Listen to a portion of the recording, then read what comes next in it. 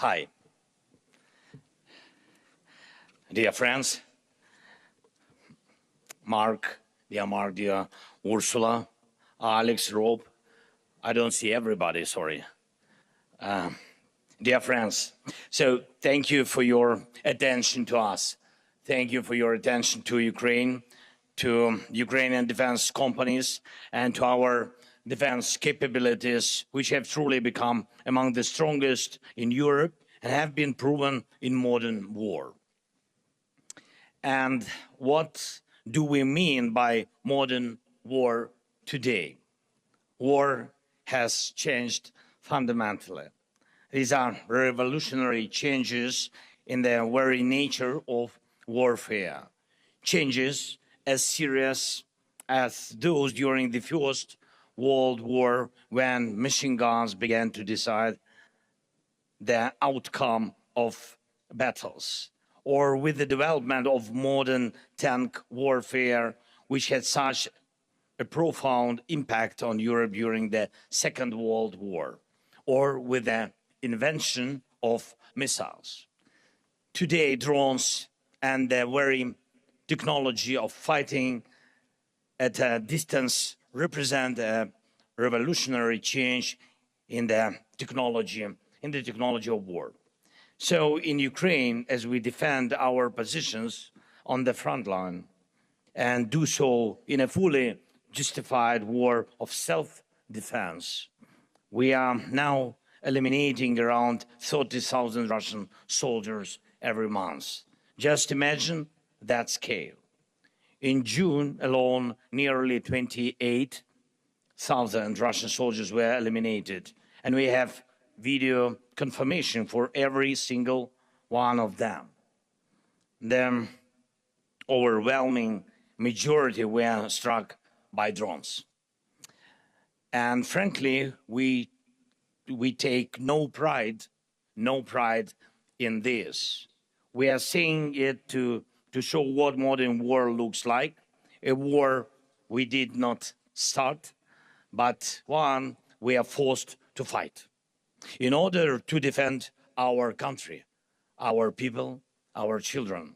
Every day, this war also sees a massive amount of enemy equipment, logistics, and military facilities destroyed. And again, we do most of it with drones.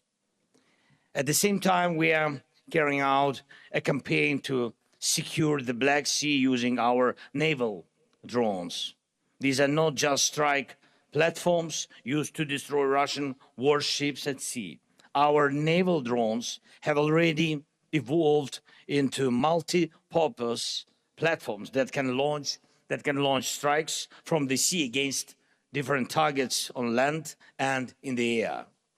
At the same time, we are fighting in the skies on two key fronts: defending Ukraine from Russian attacks and carrying out our long-range sanctions against Russia for this war, along with our medium-range pressure campaign across the entire depth of the temporarily occupied territories of Ukraine. Thanks, above all, to our drones, we have established the ability to strike across the entire depth of the occupied territory. And you see what Russia's massive attacks look like. They are very similar to what we recently saw in the neighboring region, when Iranian forces struck their neighbors. Attack drones of different types, missiles, and a large number of ballistic missiles. We have raised our interception rate against Russian Shahed drones to more than 90%. That means thousands of Russian attack drones shut down every week, and with all due respect, no other country had the capability to defend against attack drones at this scale. The reality of this war forced us to build it.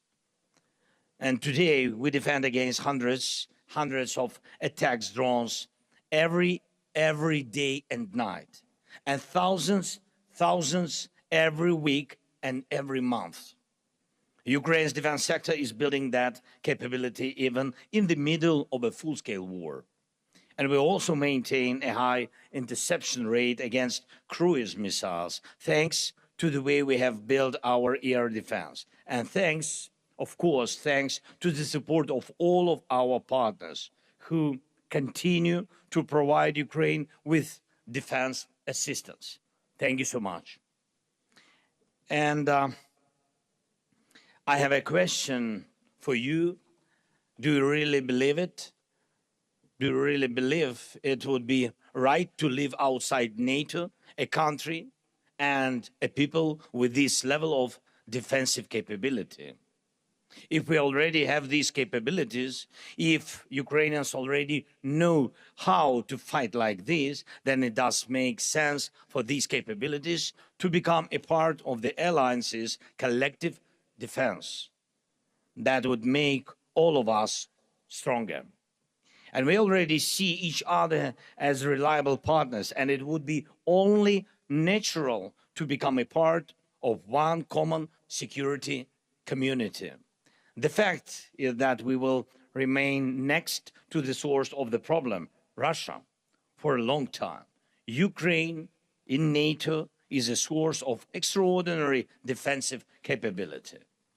In the meantime, we have completely eliminated the very idea of Russia having a strategic rear.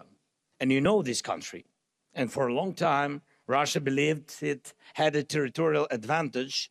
No one else possessed a deep rear where it could safely keep military production, military equipment, and everything its war depends on, believing no one could reach them. And we have reached them.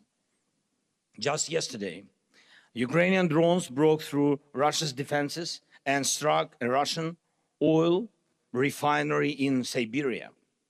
And this is not an exception. It's the new reality. And there is no major oil refinery left in Russia that has not been struck by Ukraine. I want to emphasize this. Unlike Putin, we are not fighting this war for pleasure or for geopolitics. Russia brought this war to Ukraine, and it's killing our people. It wants to destroy our independence, and we are only defending. From the first day of this war, we are defending ourselves, and we are raising the cost of this war for Russia, and by doing so, increasing the changes for peace. We are able to do this thanks to the hundreds of thousands of Ukrainians working in our very important defense sector, and the hundreds of companies producing every type of modern weapon Ukraine needs. Today, because of this, Ukraine has the world's largest and the most advanced drone warfare capability. And we are offering this capability to our partners through the Drone Deal initiative. I'm grateful to everyone who has already joined this initiative and to those who are joining it. Drone Deal initiative, it's not only about buying drones, but also about co-production, fast-track access to the means of protection of critical infrastructure, air defense, and of course, security cooperation. And I also want to thank every leader, every country, and every company cooperating with Ukraine in the defense sector. The European Union, Turkey, NATO countries, as well as countries such as Azerbaijan and the Gulf states and other friends are already our strong partners. And I hope our cooperation will provide our nations with reliable protection against threats. The one thing we still need to do here in Europe is build a strong defense against Russia's ballistic missiles. This is a big challenge, it's true. This is Russia's last major advantage. And as well, and as we have seen from the wars in the Middle East and the Gulf, this is an issue of global importance. And I believe Europe urgently needs its own capability to produce anti-ballistic systems and the missiles they require. We all value the Patriot system. It's an excellent system, and there are others as well, but today's wars have shown that current Patriot production is not enough to meet the growing demand for protection against ballistic missiles. That is a fact. And we must respond to that fact. Those who defend life need more Patriots. We have also discussed Patriot production licenses with our American partners, and I ask you to support our efforts to make this happen. And one final point. As I said, Europe needs its own effective anti-ballistic systems and missiles. And this work is already underway. And I urge all of you and all our partners to give it the attention it deserves. And this cannot wait until 2030 or beyond. Europe needs affordable, mass-produced anti-ballistic systems as soon as possible. In fact, today. And I'm sure you agree with me, this is not about maximizing profits for governments or for industry, and it's about providing the strongest possible protection, first of all, protections for hundreds of millions of Europeans. And that protection is needed today, not years from now. We work on developing the anti-ballistic coalition, and I hope it will deliver real, strong results. While this war continues, please help us get more air defense missiles. This is our top priority right now.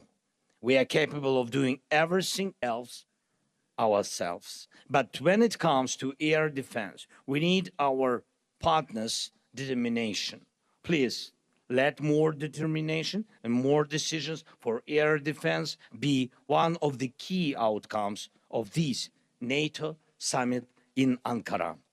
And I encourage all of you and all our NATO partners to work closely with us, with Ukraine, to develop modern defense capabilities and protection against every type of drone threat.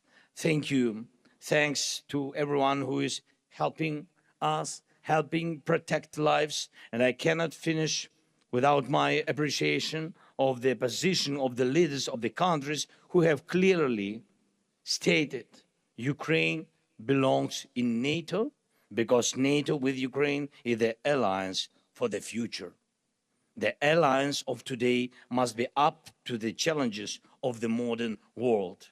With Ukraine, with the strength of our defense industry, and most importantly, the resilience and experience of our people. And I'm proud of our people, and I'm proud of Ukraine. Thanks, friends, again for invitation. Slava Ukraini!